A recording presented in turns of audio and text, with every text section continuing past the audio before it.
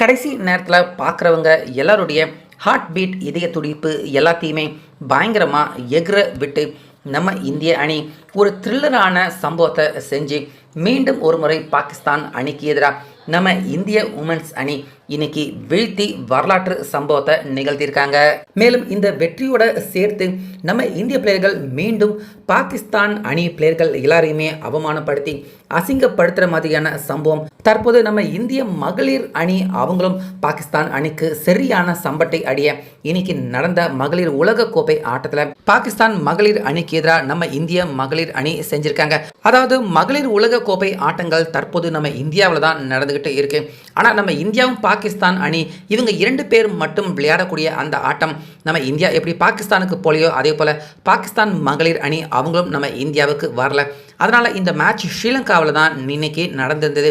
So இந்த மேட்ச்சில் first toss ஜெயிச்சது பாகிஸ்தான் மகளிர் அணி அவங்க தான். இப்படி இருக்க ஃபஸ்ட்டு அவங்க நம்ம இந்தியா பேட்டிங் பண்ணட்டும் அப்படின்னு சொல்லிட்டாங்க. ஏன்னா ஃபஸ்ட்டு பேட்டிங் பண்ணுற அணி இந்த பிச்சில் ஜெயிக்கிறது கஷ்டம். ஆனால் இரண்டாவதாக சேசிங் பண்ணால் கண்டிப்பாக ஜெயிச்சிடலாம் அப்படிங்கிற அந்த ஸ்டாட்டிக்ஸை நம்பி பாகிஸ்தான் மகளிர் அணி நம்ம இந்தியாவை ஃபஸ்ட்டு பேட்டிங் பண்ண வச்சுருக்காங்க.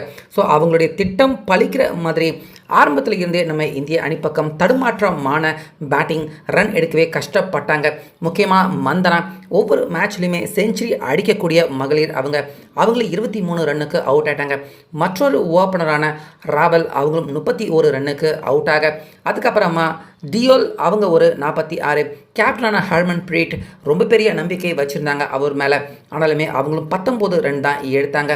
இப்படி டாப் ஆர்டர்கள் எல்லாருமே அடுத்தடுத்து பெரிய பிக் ஸ்கோர் அரை சதம் கூட யாருமே அடிக்க முடியாமல் விக்கெட்டுகள் இழந்தாலும் இந்திய அணியின் லோ ஆர்டர் மிடில் ஆர்டர் அவங்க எல்லாருமே அற்புதமாக விளையாண்டாங்க.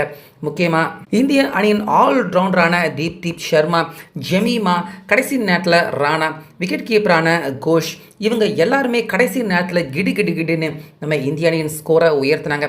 ஸோ இதன் காரணமாக கரெக்டாக 50 ஓவர் விளையாண்ட நம்ம இந்திய மகளிர் அணி 247 ரன் எடுத்தாங்க. ஸோ இது கம்மியான ஸ்கோர் மாதிரி பார்க்க தெரிஞ்சாலும் சேசிங் பண்ணுறவங்களுக்கு இந்த ஸ்கோர் கொஞ்சம் கடினமான ஸ்கோராக இருக்கக்கூடும் அப்படிங்கிற மாதிரி தான் கிரிக்கெட் எக்ஸ்பர்ட்டுகள் அவங்க சொல்லிக்கிட்டே இருந்தாங்க. ஏன்னா இந்த பிச்சில் எடுக்கக்கூடிய ஸ்கோர் பார்த்தீங்கன்னா ஃபஸ்ட்டு பேட்டிங் பண்ணுறவங்கள ஒரு 200 225க்குள்ளே டிஃபெண்ட் பண்ணிட்டாங்கன்னா ஃபஸ்ட்டு பந்து போடுறவங்க இரண்டாவதாக ரன் கண்டிப்பாக ஓரளவுக்கு எடுத்துடலாம். 250 இல்லை அதுக்கு மேலே போனால் ரன் எடுக்கிறது கொஞ்சம் கடினம் தான் அப்படிங்கிற மாதிரி தான் தகவல் சொல்லப்பட்டிருந்தது.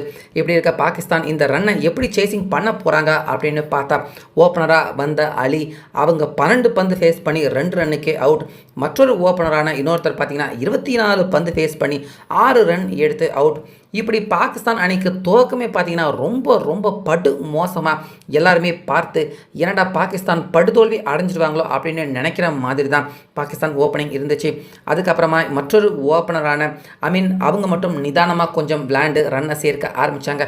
ஆனால் அதுக்கப்புறமா வந்த அலியா ஒரு 2, அதுக்கப்புறமா வந்த அலியா அவங்களும் ஃபஸ்ட்டு 3ஆவதாக பேட்ஸ்மேனாக இறங்கியிருந்த அமீன் இவங்க 2 பேருமே சேர்ந்து கொஞ்ச நேரம் மேட்சை நகர்த்தி கொண்டு போனாங்க. ஸோ அந்த நேரத்தில் நம்ம இந்திய அணியின் போலர்கள் அவங்க கூட பார்த்திங்கன்னா விக்கெட்டை எடுக்கவே ரொம்பவே தடுமாறினாங்க, கஷ்டப்பட்டாங்க. ஸோ இவங்க 2 பேருடைய பார்ட்னர்ஷிப் ஆட்டத்தினுடைய மூமெண்டம் நம்ம இந்தியா கிட்ட இருந்து அப்படியே பிடுங்கி பாகிஸ்தான் அவங்க கொஞ்சமாக அப்படியே ஆட்டத்தினுடைய மூமெண்டமுக்கு உள்ள பாகிஸ்தான் அவங்க வர ஆரம்பிச்சுக்கிட்டே இருந்தாங்க. இப்படி இருக்க பெல்வியா அவங்க ஒரு 33 ரனில் அவுட் ஆனாங்க. அதுக்கப்புறமா உள்ள வந்த கேப்டனான சனா அவங்க வந்து ஒரு பாலையுமே அப்படியே டிஃபென்ஸ் விளையாடுறப்ப அப்படியே பேட் ஸ்ட்ரோக்கில் பட்டு டொஃப்னு மைதானத்தில் சவுண்டு அப்படியே பார்த்தீங்கன்னா தெரிச்சுக்கிட்டு வந்துச்சு. இதனால் இவங்க யாரா நல்ல பேட்டிங் தெரிஞ்ச ஒரு பொம்பளையாக இருப்பா போல இருக்குது, பயங்கரமாக அடிக்க போகிறாரு அப்படின்னு பார்த்தா அவங்களும் பார்த்தீங்கன்னா 2 ரன்னுக்கே அவுட் ஆகிட்டாங்க. அப்புறம் கீப்பரான நவாஸ் 14, அதுக்கப்புறமா வந்த எல்லா பேட்ஸ்மேன்களுமே ரமீஸ் ஒரு 0. இப்படி போட்டுன்னு பாகிஸ்தான் மகளிர் அணி அவங்க விக்கெட்டுகள் இழந்துக்கிட்டு இருந்தாலும் 3ஆவது பேட்ஸ்மேனாக வந்த அமீன் அவங்க மட்டும் பார்த்தீங்கன்னா அவுட்டே ஆகலை. அரை சதத்தை கம்ப்ளீட் பண்ணி பாலை கொஞ்சம் வேஸ்ட் பண்ணாலும் நிதானமாக விளையாண்டாங்க. அவ்வப்பொழுது சிக்ஸர் பவுண்டரிகளை பறக்க விட்டு பாகிஸ்தான் அணியை கஷ்டப்பட்டு ஒத்த ஆள் 1 மேன் ஆர்மி மாதிரி அவங்க தனி ஆளாக வெற்றியின் பாதைக்கு அழைச்சிக்கிட்டே போனாங்க. ஸோ பாகிஸ்தான் அணி பக்கம் இருந்து யாரும் சரியாக அவங்களுக்கு ஒரு நல்ல கான்ட்ரிபியூஷன் நல்ல பார்ட்னர்ஷிப் கொடுக்கல. பாகிஸ்தான் அணி பக்கம் ஒரு நல்ல பார்ட்னர்ஷிப் இல்லாமல் தான் அவங்க தடுமாறிக்கிட்டே இருந்தாங்க. இப்படி இருக்க யாராவது நல்ல பார்ட்னர்ஷிப் கொடுக்க மாட்டாங்களா அப்படின்னு பார்த்தா வர்ற பேட்ஸ்மேன் எல்லாரையுமே நம்ம இந்திய பவுலர்கள் அவங்க கையோட பெவிலியனுக்கு அனுப்பிக்கிட்டே இருந்ததால் ஒரு கட்டத்துக்கு மேலே பார்த்தீங்கன்னா ப்ரெஷர் டென்ஷன் இது எல்லாமே பயங்கரமாக பாகிஸ்தான் அணிக்கு எகிரிக்கிட்டே போச்சு. ஆனாலுமே அவங்க விடாமல் செஞ்சுரி நெருங்கி போய்கிட்டு இருந்தாங்க. பாகிஸ்தான் அணியை இவங்க இருந்தால் கண்டிப்பாக பாகிஸ்தான் அணியை ஜெயிக்க வச்சுடுவாங்க அப்படிங்கிற நிலைமை இருக்கிறப்ப கரெக்டாக ஒரு 81 ரனில் இருக்கிறப்ப அவங்களுடைய விக்கெட்டை இழந்தாங்க.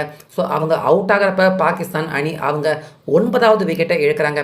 ஸோ அப்போ பார்த்துக்கங்க எந்த அளவுக்கு 3வதாக இறங்கின ஒரு பேட்ஸ்மேன் கடைசியாக 9வது விக்கெட்டாக அவங்க அவுட் ஆகி உள்ளே போகிறாங்க. 81 ரன் எடுத்திருக்காங்கன்னா மேட்சை எந்த அளவுக்கு பரபரப்பாக டென்ஷனாக நம்ம இந்திய அணிக்கு தோல்வியை தரக்கூடிய அளவுக்கு எப்படி அவங்க மேட்சை நகர்த்தி கொண்டு போயிருக்காங்க அப்படிங்கிறத இவங்களுடைய பேட்டிங் இன்னிங்ஸை பார்க்குறப்பவே கண்டிப்பாக பார்த்தீங்கன்னா நம்மளால் புரிஞ்சிக்க முடியுது. ஸோ அவங்க அவுட் ஆனதுக்கு அப்புறமா தான் பார்த்தீங்கன்னா மேட்ச் கம்ப்ளீட்டாக ரிலீஃப் ஆச்சு. இந்த மேட்ச்சில் இந்தியா ஜெயிக்கிறதுக்கான வாய்ப்பு சற்றே பார்த்தீங்கன்னா பிரகாசமாக இருந்துச்சு. அதுக்கப்புறமா என்ன இருக்கிறது ஒரே ஒரு விக்கெட் தான். ஸோ அந்த விக்கெட்டையும் பார்த்தீங்கன்னா அதே ஓவரில் தீப் சர்மா அடுத்த 2-3 பந்துகளையே வீழ்த்திட்டாங்க. ஸோ இதன் காரணமாக நம்ம இந்தியா இந்த மேட்ச்சில் எவ்வளவு ரன் வித்தியாசத்தில் ஜெயிச்சிருக்காங்க அப்படின்னு பார்த்தீங்கன்னா 1 2 சுமார் 88 ரன் வித்தியாசத்தில் நம்ம இந்தியா அபாரமான வெற்றியை அடைஞ்சிருந்தாங்க. குறிப்பாக நம்ம இந்திய மகளிர் அணி அவங்க எடுத்த ஸ்கோர் என்ன அப்படின்னு பார்த்தீங்கன்னா 247 தான். 247 அடிச்சுட்டு 88 ரன் வித்தியாசத்தில் ஜெயிச்சிருக்காங்க. அதனால் பாகிஸ்தான் 159 ரன்னுக்கு எல்லா விக்கெட்டையுமே இழந்ததால் இந்த இமாலய வெற்றி நம்ம இந்திய அணிக்கு கிடைச்சிருக்கு. முக்கியமாக பாயிண்ட்ஸ் டேபிளில் பொறுத்த வரைக்கும் நம்ம இந்தியா அவங்க இந்த வேர்ல்டு கப் மகளிர் வேர்ல்டு கப்பில் விளையாடுற 2வது மேட்ச் இது. ஸோ ஏற்கனவே நம்ம இந்தியா வெற்றி பெற்றிருந்தாலும் ரன் ரேட் அடிப்படையில் இந்தியா டாப்பில் போக முடியாமல் கீழே இருந்தாங்க. ஸோ 88 ரன் வித்தியாசத்தில் வெற்றி அப்படின்னா நம்ம இந்தியா அவங்களுடைய ஸ்கோர் அந்த ரன் ரேட் எங்கேயோ பார்த்தீங்கன்னா எகிரிடுச்சு. இதன் காரணமாக நம்ம இந்தியா பாயிண்ட்ஸ் டேபிளில் இந்த வெற்றியின் மூலிமா 1வது இடத்துக்கு போய் உட்காந்துட்டாங்க. ஏற்கனவே ஆஸ்திரேலியா அவங்க 1வது இடத்துல இருந்தாலும் அவங்கள பிடிச்சி கீழே தள்ளி விட்டுட்டு நம்ம இந்திய மகளிர் அணி பாகிஸ்தான் அணியை வீழ்த்தினது மூலிமா பாயிண்ட்ஸ் டேபிளையும் 1வது இடத்தை எட்டி பிடிச்சிருக்காங்க. ஸோ அதே போல் இந்த மேட்ச் முடிஞ்சதுக்கு அப்புறமா இதுக்கு முன்னாடி கடந்த 3 ஞாயிற்றுக்கிழமையாக நம்ம இந்திய மென்ஸ் அதே போல் பாகிஸ்தான் அணிக்கு எதிராக நடந்த அந்த சூப்பர் மேட்ச்களை கடந்த 3 ஞாயிற்றுக்கிழமையாக தொடர்ந்து நம்ம எல்லாருமே பார்த்துக்கிட்டு இருக்கோம். ஸோ இந்த ஞாயிற்றுக்கிழமைன்னு பார்த்தீங்கன்னா நம்ம இந்தியா பாகிஸ்தான் ஆனால் மகளிர் இந்தியா பாகிஸ்தான் ஆட்டம் இன்னைக்கு நடந்திருக்கு. இந்த ஆட்டத்துலையுமே அதே மாதிரியான ட்ராமா ஆட்டம் முடிஞ்சதுக்கு அப்புறமா நடந்திருக்கு. அதாவது நம்ம இந்திய மென்ஸ் டீம் அவங்க எப்படி இதுக்கு முன்னாடி பாகிஸ்தான் அவங்க கிட்ட கை கொடுக்காம மைதானத்தை விட்டு வெளியே நடந்து போனாங்களோ அதே சம்பவம் தான் இங்கேயும் நடந்திருக்கு. இங்கேயும் நம்ம இந்தியா ஜெயிச்சு முடிஞ்சதுக்கு அப்புறமா அங்கே மைதானத்தில் இருந்த பாகிஸ்தான் மகளிர் அணி அவங்களுக்கு யாருக்குமே கை கொடுக்கல. இருந்த அம்பையர்கள் அவங்க 2 பேருக்கு மட்டும் கையை கொடுத்துட்டு நம்ம இந்திய மகளிர் அணி அவங்க எல்லாருமே பயங்கரமாக செலிப்ரேட் பண்ணிக்கிட்டு எல்லாருமே அவங்களுடைய அந்த ட்ரெஸ்ஸிங் ரூமுக்கு நகர்ந்து போயிட்டாங்க. ஸோ ஆக மொத்தம் 1 வாரம் கிடையாது, 2 வாரம் கிடையாது, வரிசையாக 4வது வாரம் 4வது ஞாயிற்றுக்கிழமையாக நம்ம இந்தியா தற்போது பாகிஸ்தான் அணியை அடுத்துன்னு ஃபஸ்ட்டு ஆடவர் அதுக்கப்புறமா இப்போ மகளிர் மாற்றி பாகிஸ்தான் அணியை தோற்கடிச்சு தற்போது கை கொடுக்காம அவங்களுக்கு அந்த மரியாதையை கூட அந்த இடத்துல கொடுக்காம தொடர்ந்து பாகிஸ்தான் டீம் அவங்களுக்கு தோல்வியின் மூலயமா நம்ம இந்திய மகளிர் அணியும் சரி முன்னதாக ஆடவர் டீமும் சரி அடுத்துன்னு பாகிஸ்தான் அணி அவங்களுக்கு கை கொடுக்காம இருக்கிறதே பாகிஸ்தான் அணி அவங்களுக்கு தர்ற இது மிகப்பெரிய ஒரு தண்டனை அப்படின்னு தான் சொல்லணும். ஸோ ஆடவர் டீமை தொடர்ந்து தற்போது மகளிர் அணி அவங்களும் தற்போது பாகிஸ்தான் அணியை வைத்திருக்க இந்த தருணத்தை பற்றி உங்கள் கருத்தை சொல்லுங்கள்.